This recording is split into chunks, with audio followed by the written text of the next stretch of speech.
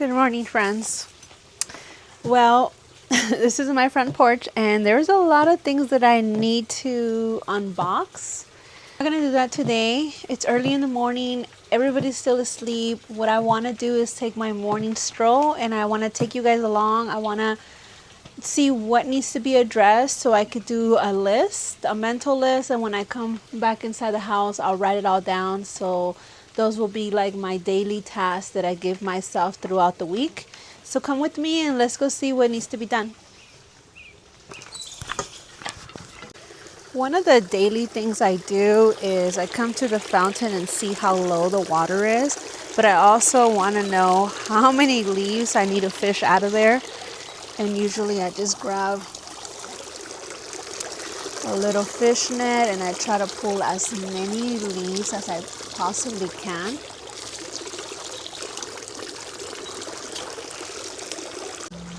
So I just come out here every morning, make sure that the bees have water. I have a dilemma that you guys might be able to help me with. My dog was rescued. He was found in the desert. He was abandoned and we rescued him. Somebody reached out and said, "We found this dog. Are you interested?" We were coincidentally looking in the market for a dog just like him. He's a Belgian.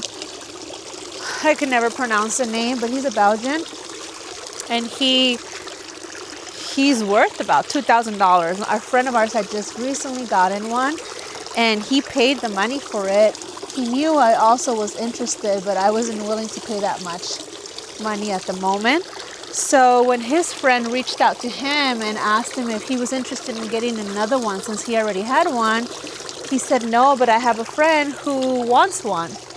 And he reached out. We absolutely wanted him. We couldn't wait. It took about a week to get him because he was far from where we live. And eventually we did get him. And since we got him, since he was a baby, he's been drinking water from this fountain, which is concerning. We've given him multiple bowls. We've given, sometimes we won't let him out only to do his duties. And he waits until we let him out and he drinks from the fountain. I recently got him a water bowl that has a fountain in it, so it's water flowing. I don't know if that's a thing that dogs just feel the need of drink from moving water, and he still doesn't drink from it. So I'm gonna have to give this fountain a very good cleaning. I do it twice a year. For the most part, it stays pretty clean, but since we are right below this oak tree, it gets a lot of leaves.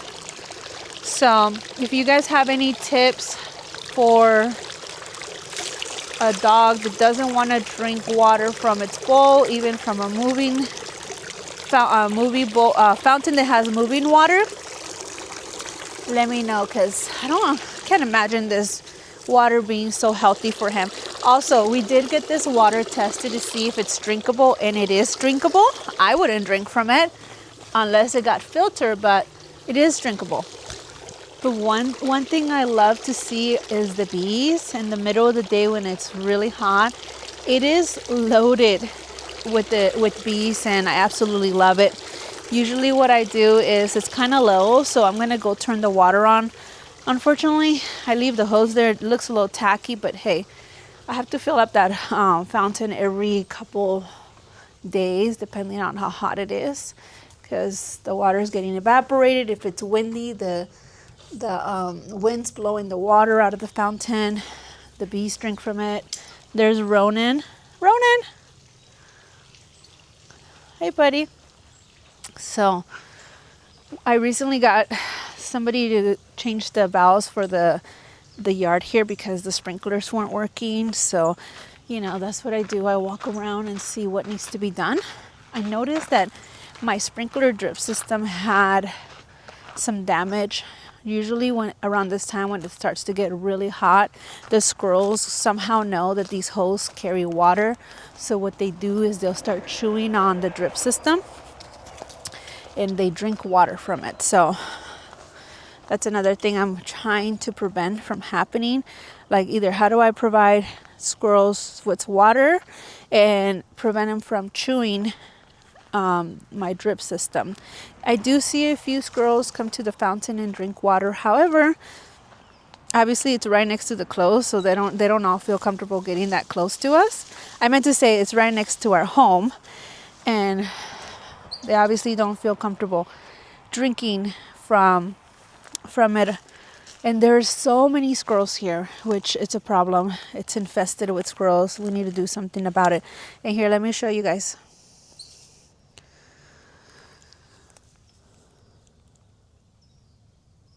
You guys see this?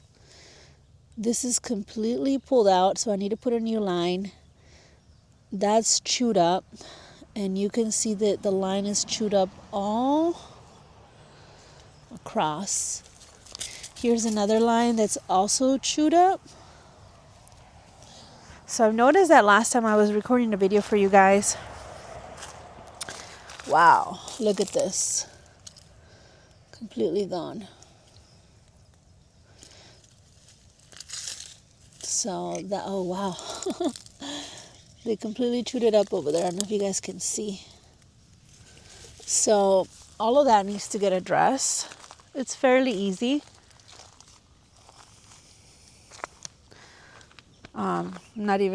I'm concerned that it's been like that for a while, and I'm wasting water, and the plants are not getting water directly where they need it to get it.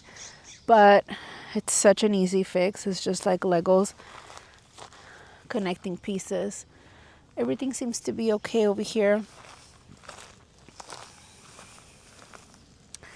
And I don't want to bore you with fixing that, because I'm sure everybody's familiar with how to, oh yeah, that line's fine. Wow, the weeds. So look at the weeds. I should have wore boots because they're so pokey. All of these weeds need to get removed. And our weed whacker, actually, the string ripped off its handle, so we gotta either get that repaired or get a new one, because my husband does do sections. Sometimes when he's working too much, we'll pay someone to come and do it. And actually, we had paid someone to completely remove all these weeds on this corral, the other corral, and by the street line. And this weather's been so weird. Instead of it getting warm, it's been cold, it's been raining, so the weeds are going to naturally continue to grow. And sometimes, eventually, I meant to say usually, we cut the weeds, it starts to heat up, and the weeds just don't come back because it's too hot for them to grow. This year, the weather's been so crazy, so some days it's been cool, which allow the weeds to continue to grow and thrive with the very little water access they have. And sometimes it's been raining randomly, and it's just enough water for the weeds to continue to thrive. So we had a whole nother bloom of weeds. So when we usually just pay somebody once a year to come and cut them, now we have to pay twice. And I noticed that I turned the water on, but didn't make sure that the hose was actually inside the fountain. So let me address that. Oh my goodness.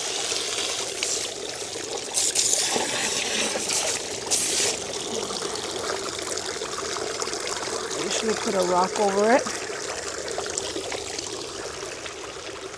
All right, now that that's fixed, let's walk over here. I actually haven't given you guys an update on my bees, and I'm gonna tell you what happened with them. You guys know for the last 2 years I haven't been attending to pretty much nothing out here, and I moved them here. The bees swarmed because they didn't like the location. Then there was another swarm of bees that came into it, which I was like, great. At the end of the season, they swarm again. So I was like, okay, we're done with bees. But now at the beginning of this season, another bee colony swarm. I haven't been in there to see how strong the colony is, but there's a lot of bees going in and out. So we're just gonna let it be to see what happens with that. And another thing I come and do in the mornings just to see how the trees are looking, how they're doing, see if there's any of them that have any signs of dehydration. And that's usually when I pull my hose, and I'm like, you know what, this tree looks a little sad, let me give it some water. And then I'll leave the water running while I'm walking around, and then I come back. So that grapevine, there was a grapevine there when we moved in. It was dead, so it was just a grapevine stalk.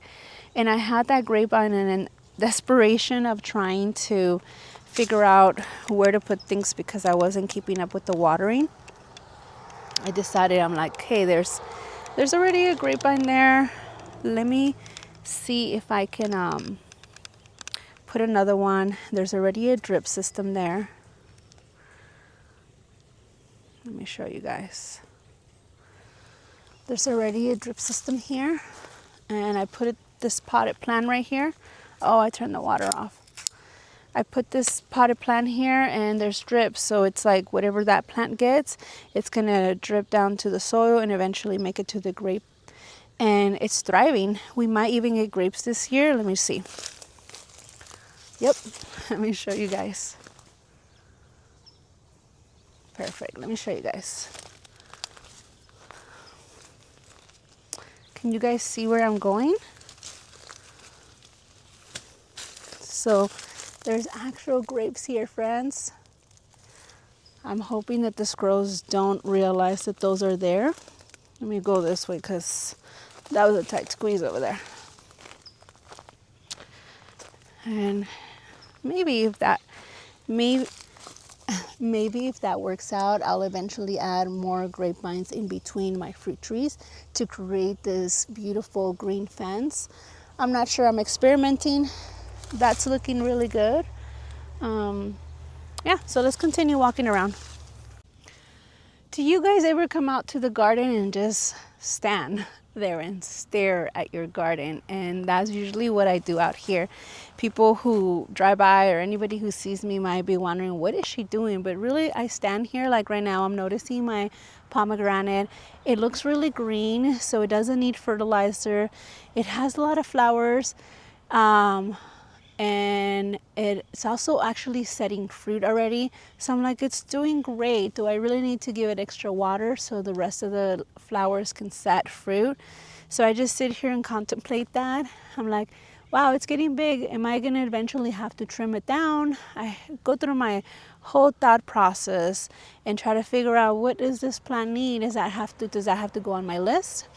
Am I going to, is that gonna be a thing for this year? Or I think for next year, or it absolutely has to be done and get moved to the top of the list because something's going on. For example, my drip system, that's at the top of the list. That's definitely something that I'm going to do within this week. As a matter of fact, a couple days ago, husband and I went to Home Depot, and I got extra lines and extra drip system, extra connectors, because I know that has to be addressed. So yeah, I do that, and I could just stand here and stare at this tree and see. I did put a mesh net because the birds or the squirrels were eating all of my pomegranates. I haven't yet tasted a fruit from this pomegranate tree, and what I'm noticing here, because I never removed it, it's still on there, and somehow the squirrels are still getting in there. I mean, they have their ways. And now a lot of branches are growing through the net.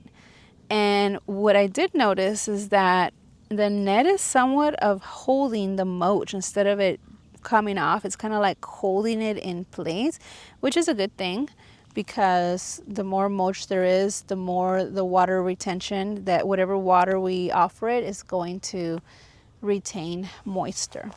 But yeah, I'm curious to know if any of you guys just go to your garden and stare at things forever, and people probably wonder what you're thinking or what you're doing.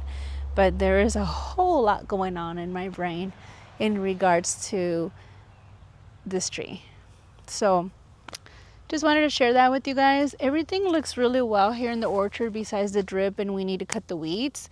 So those two things are going to go on the list. That plum tree over there needs major trimming, which we'll hopefully get to at the end of the year. there's a weed or shrub or tree growing here, and every year we cut it down, and we have to figure out how to cut down to the roots because it is growing pretty bad. And it's actually giving shade to my cara tree, which is not a good thing. And we did get a handsaw, which is super handy, so I'll see if my husband can do that.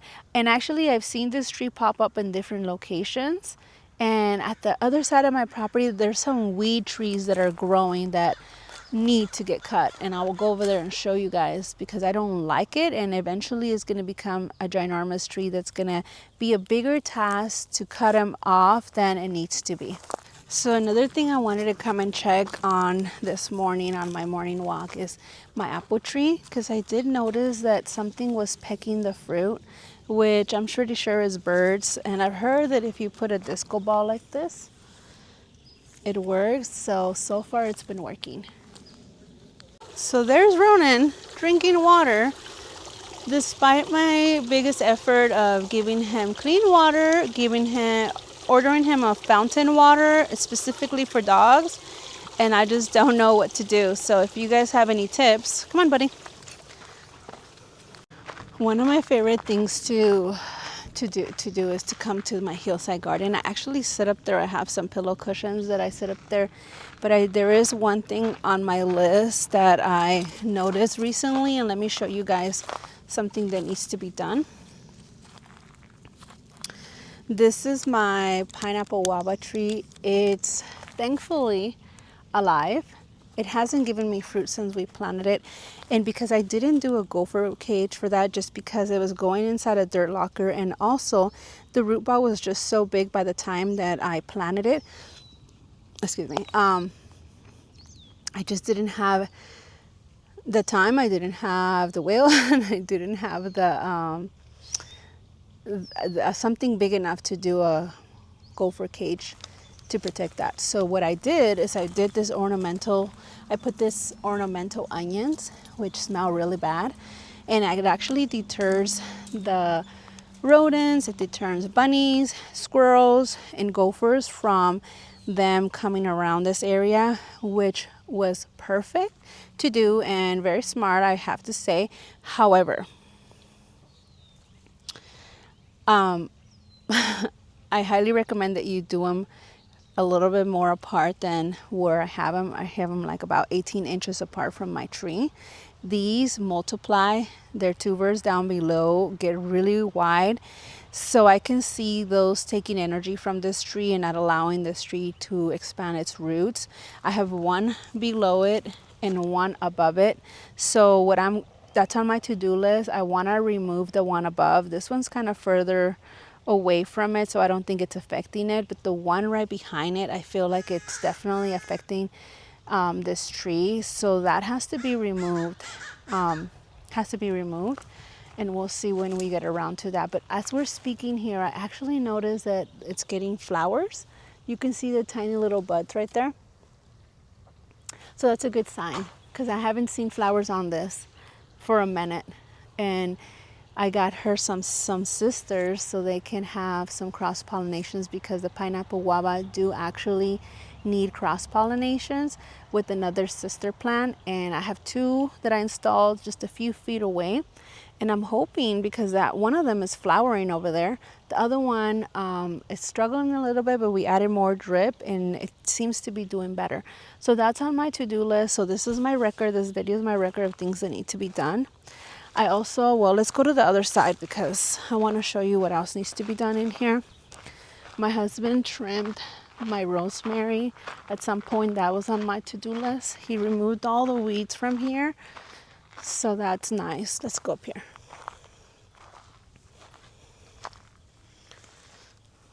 I have to chop and drop all this kale or give it to my chickens. But as far as this corner, another thing that has to go on to the to-do list, all of these lavender need a major trimming. I need to clear some of these paths. And you know what? This might be something that might take me a whole year to do this to-do list, but I do want to record what needs to be done.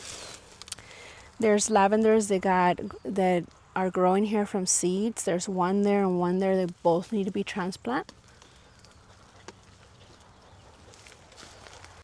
I recently fertilized these kumquats and the leaves are starting to look more green because there was some little yellow on it and I was concerned about that. They're starting to look more green, so that's a good thing. That's a concern that I have about this kumquat, that this lavender might take over, because lavender's roots are a lot more aggressive than a kumquat, so they might be competing for space down below. So those two things have to go. My nectarine, after this harvest, I'm definitely going to trim it down. I'm going to cut the limbs probably to half of it. I love how this limb is coming outwards, which means that I'll be able to reach the fruit a lot better. So I'm going to leave that one there, but I'm going to cut it in half because I do not want this to be so heavy that eventually it breaks off. So these are all the mental notes that I come out here and do, and that's why I find myself standing and staring at my plants. And I could just stare. I mean, there's a lot to do, but if I just make a list and give myself a daily task, it keeps me from staying inside the house. It keeps me coming out here and just feeling productive and doing something with the purpose. And here is my other pineapple guava that already has flowered, and I'm hoping that it continues to flower and hopefully some of this fruit sets, because I'm yet to taste this fruit. So that's another thing I come out here and do. Like, seriously, I just want to see the progress. I just like to see the progress, and it gives me an opportunity to see if anything is just showing any signs of sickness or dehydration, or what else, something that needs to be trimmed, like if there's any rodents attacking my tree, like the trunk. Sometimes rodents will chew up the trunk of my plants or will chew up the leaves. So then I'm like, wow, there's something going on here every night while I'm not out here. So I'll either like put some peppers to deter them. I'll try to do something to help prevent whatever's going wrong to continue and try to help the plant. This pineapple guava is thriving so well, and I can't wait. Please, little guava, have some fruit for me to taste. So hopefully it continues to flower, and then I can take a little brush and take the pollen and then bring it to my other pineapple guava tree that I used to have in a tree, and now it's on this hillside, and cross-pollinate it and vice versa. So maybe it can help the production of the fruit. There's another pineapple guava, and this is what I'll do. Like, I'll come out here and realize, like, okay, there's a pineapple guava there. There's a pineapple guava there. Why does this one, I got them both at the same time, planted them at the same time. They were about the same size, but this one is a lot smaller than that one. This one here is a lot greener than that one. What's going on? So then, process of elimination. Is it drying out? Does it have enough drip system? What's going on? I'm gonna give it some fertilizer. This one has a lot more companion planting, which means that when I'm watering those plants, that water is dripping down because it's at gravity. This one has a lot less plants, companion plants, so I might have to add a few plants and a few more drip systems there, just because they help each other with the moisture. And that's what I'm noticing. So I come out here and do this a lot. So if you're driving by, you're gonna see me standing here, literally just staring into space, into my plants. So let's continue. My dog also loves lemongrass. He's over there chewing my lemongrass. Whenever I'm up here, he chews it up. I'm not sure. Anybody who's a vet or very familiar with dogs' behaviors, please help me out. What is he doing? So he's chewing up the lemon balm over there. Roni, you'll see him come out when I call him. Hey buddy, what are you doing? Huh? Such a good dog. All right, let's continue. Nothing major seems that needs to be done up here. This, besides the obvious, like bringing more soil and bringing more mulch, but that could be done within time. I'm in no rush for that. As long as the plants are surviving and thriving and not dying, I'm okay with that. Here's my Laura Bay. This seems like it hasn't been getting enough water, but you know what? Once I touch the leaves, they feel very moist. And even though they have curled, at some point it was dehydrated, but once they get curled, I don't believe that the leaves go back open. So I'll just come here and check to see, like, oh, does it feel dry? Does it feel very thin? No, it feels very thick, moist, and lush. So I know this tree's fine. And obviously this is the side that needs help, but that's probably on the long. I have my right-of-way list, and then I have my long, eventually when I get to it, list. This little nopal was sitting in this pot, and it needed some major help because it was very dehydrated. I just moved a little bit of the dirt and stuck it in there, put this pot to help give it some shade, and look at it. It's doing so good. Now it's having babies. I might put another one maybe here, and this is going to be open as a pathway. Eventually remove those weeds.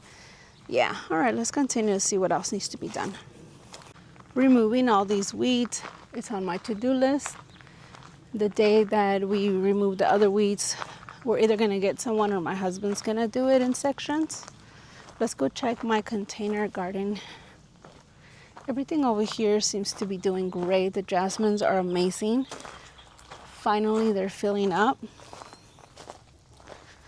And let's go come and check to see if these reservoirs of water are empty. They are. So I come to see if they're empty. They are. So I come to see if I need to pull the hose to fill them up. So there we go. That's on the right-of-way task. And everything else looks great over there. Here, I told my husband I want him to scrape all the soil and put some towards the fence, put some towards here, put a little line, and then haul mulch here so these trees can continue to thrive and grow. So that's on the to-do list. Let's go see if the chickens have food and water. That's something I come and do daily just to ensure that they're okay. Also very important for my morning walk, not only am I getting my steps in, I'm getting some vitamin D. It's helping my mental health. If you have running lines like drip irrigation, you're going to want to make sure you do a property walk because, God forbid, one of those break or a squirrel bites through it and now you have water running and you're going to get a very ugly bill. And you don't want that. So just make sure to do your morning walks for the obvious reasons. And so far, everything's looking good. The ladies are doing well. There's feed in their feeder.